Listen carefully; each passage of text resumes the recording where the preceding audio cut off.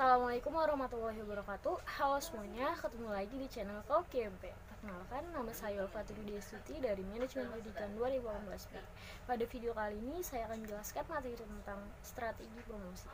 Video ini dibuat untuk memenuhi tugas mata kuliah Manajemen Pemasaran Jasa yang diampu oleh Bapak Amr Muhammad. Saksikan videonya.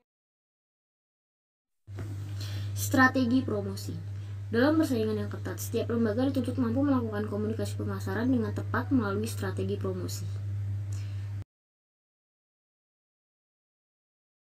Secara sederhana, komunikasi pemasaran merupakan proses penyampaian pesan yang dilakukan baik secara langsung maupun melalui media komunikasi tertentu. Dalam komunikasi pemasaran ini terlibat beberapa unsur penting yang menentukan keberhasilan komunikasi dalam pemasaran, yaitu sumber, penerima, media, pesan, pembalik, dan gangguan komunikasi.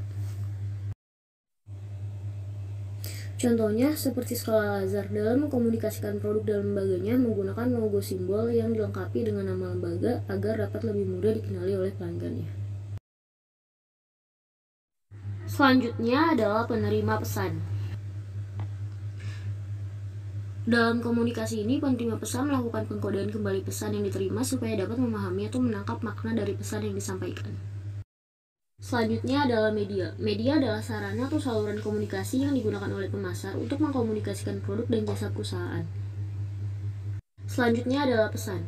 Sebuah komunikasi pemasaran dinilai efektif jika pesan yang disampaikan dipahami oleh penerima. Pesan dapat disampaikan dengan menggunakan bahasa verbal baik secara lisan maupun tertulis. Selanjutnya adalah umpan balik. Dengan adanya umpan balik, memungkinkan pemasar mengetahui sejauh mana pemahaman dan respon penerima atau pesan yang disampaikan.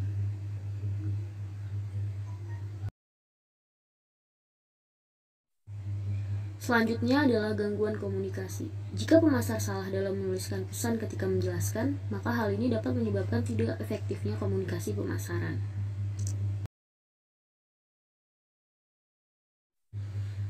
Mendesain komunikasi pemasaran yang efektif.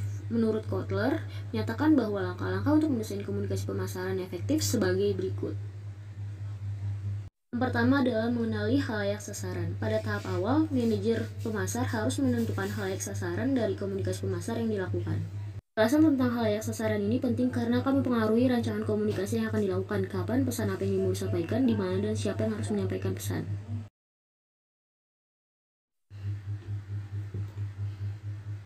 Selanjutnya adalah menentukan tujuan dan strategi komunikasi.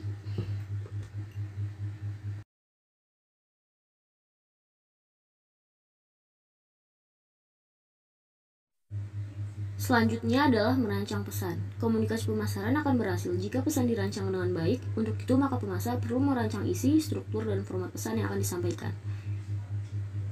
Ada beberapa hal yang perlu dipertimbangkan dalam memilih media. Selanjutnya adalah memilih sumber pesan. Ketepatan dalam memilih sumber pesan akan berdampak pada efektivitas komunikasi pemasaran yang dilakukan. Ini adalah mengumpulkan umpan balik. Komunikasi pemasaran yang telah dilakukan perlu dievaluasi apakah sudah efektif atau masih kurang efektif. Bahkan tidak efektif, untuk itu pemasar perlu mengumpulkan umpan balik. Selanjutnya adalah bauran komunikasi pemasaran. Yang pertama adalah periklanan. Periklanan merupakan bentuk presentasi yang sifatnya impersonal untuk mengkomunikasikan produk dan jasa yang dibiayai oleh perusahaan. Selanjutnya adalah promosi penjualan. Terdapat beberapa alat promosi penjualan yang dapat digunakan sebagai berikut. Selanjutnya adalah hubungan masyarakat. Hubungan masyarakat yang dikelola dengan baik akan berdampak pada peningkatan citra dan reputasi perusahaan. Dalam menjalankan fungsi hubungan masyarakat, tahapan yang harus dilakukan dalam kegiatan yang dilakukan sebagai berikut. Selanjutnya adalah penjualan personal. Penjualan personal adalah penyajian personal yang dilakukan perusahaan melalui tenaga penjual dengan tujuan untuk menarik pelanggan, menjual, dan membangun hubungan dengan pelanggan. Berikut merupakan keterampilan umum yang harus dimiliki oleh tenaga penjual.